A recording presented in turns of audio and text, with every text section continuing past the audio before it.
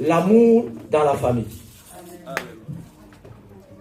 Je vais continuer là où mon pasteur vient de lire, bien que j'ai d'autres textes à donner. Si quelqu'un n'a pas soin des siens,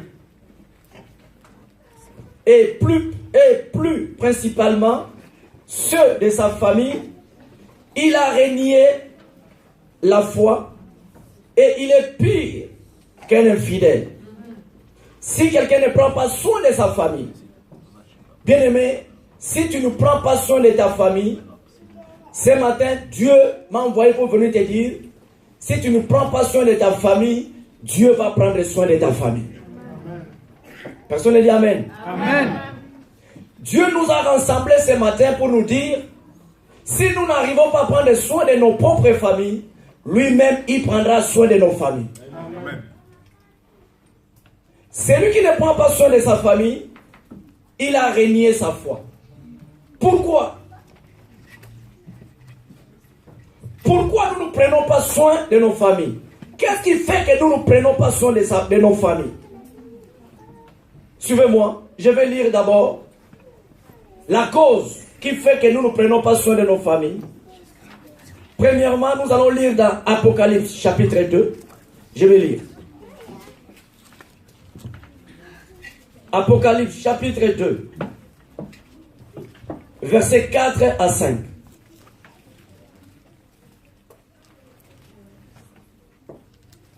Apocalypse chapitre 2, versets 4 à 5. Si vous êtes prêts ou prêtes, on dit Amen, comme ça je vais lire. Amen. Mais, ce que j'ai contre toi, la raison pour laquelle tu ne prends pas soin de ta famille, la cause pour laquelle tu ne prends pas soin de ta famille, c'est parce que tu as abandonné ton premier amour. Amen. Alors, comme moi, Dieu, ce matin, je suis venu pour prendre soin de ta famille. Voilà ce que tu dois faire. Souviens-toi donc d'où tu es tombé, répands-toi. Amen. Et pratique tes premières œuvres. Sinon, je reviendrai à toi et j'ôterai ton chandelier dans sa place, à moins que tu te répandes. L'amour. Comment tu as renié ta famille? Comment tu ne prends pas soin de ta famille? Nous allons continuer dans Éphésiens chapitre 5.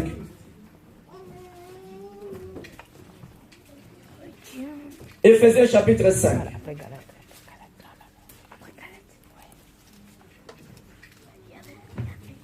Verset 22 à 33.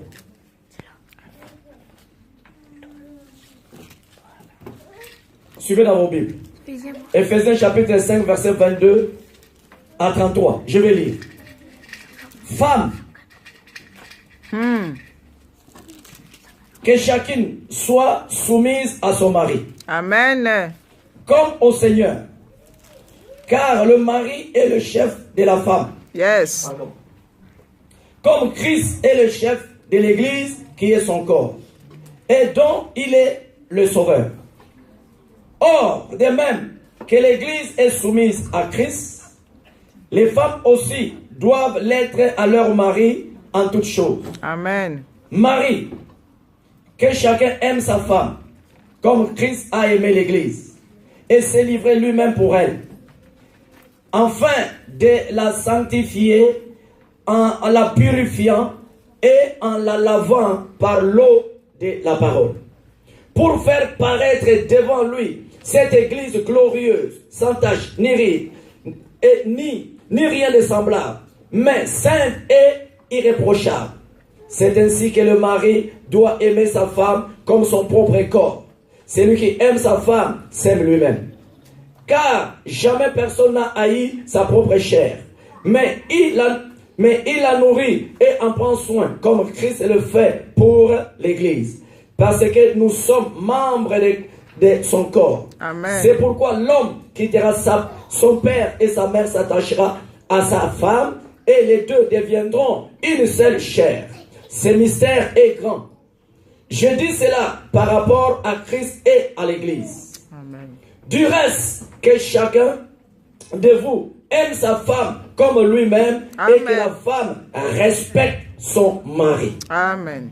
Éphésiens chapitre 6, versets 1 à 6. Éphésiens chapitre 6, versets 1 à 6. Enfants, obéissez à vos parents selon le Seigneur. Amen. Car cela est juste. Honore ton père et ta mère. C'est le premier commandement avec une promesse. Afin que tu sois heureux et que tu vives longtemps sur la terre. Et vous, pères, n'héritez pas vos enfants, mais élevez-les en les corrigeant et en les instruisant selon le Seigneur. Dis avec moi. En l'instruisant selon le Seigneur. En l'instruisant selon le Seigneur. Encore une fois le plus. En l'instruisant selon le Seigneur. Je continue, verset 5. Serviteurs, obéissez à vos maîtres selon la chair, avec crainte et tremblement, dans la simplicité de votre cœur, comme à Christ. Non pas seulement sous leurs yeux, comme pour plaire aux hommes, mais comme des serviteurs de Christ qui font de bon cœur la volonté de Dieu. Pour en finir, prenons 1 Corinthiens chapitre 11, versets 1 à 3. 1 Corinthiens chapitre 11, versets 1 à 3. Si vous êtes là, je vais lire. 1 Corinthiens chapitre 11, versets 1 à 3. Soyez mes imitateurs, comme je le suis moi-même de Christ. Je vous loue de ce que vous vous souvenez de moi en tous égards, et de ce que vous retenez mes instructions, telles que je vous les ai annoncées, données plutôt. Je veux cependant que vous sachiez que Christ est le chef de tout homme. Je veux cependant que vous sachiez que Christ est le chef de tout homme, que l'homme est le chef de la femme. Amen. Et que Dieu est le chef de Christ. Alléluia. Amen. Je veux cependant que vous sachiez que Christ est le chef de tout homme, que l'homme est le chef de la femme et que Dieu est le chef de Christ. Amen.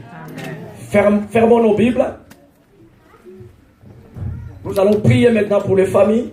Mais avant de prier, je voulais dire à quelqu'un ce matin, aujourd'hui, c'est une matinée, c'est une journée, c'est l'année, c'est le mois des familles. Est-ce que vous êtes avec moi? Amen.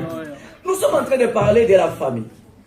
La famille est sacrée, la famille est très importante et nous comprenons très mal à ce qui concerne la famille. Nous tous qui venons de l'Afrique, oui, nous tous qui venons de l'Afrique, on avait cette ignorance de dire que quand nous parlons de la famille, nous voyons le père, la mère, les enfants, la tante, l'oncle, les neveux, cousins, nièces, Abraham, tout. Non, ça c'est pas la famille.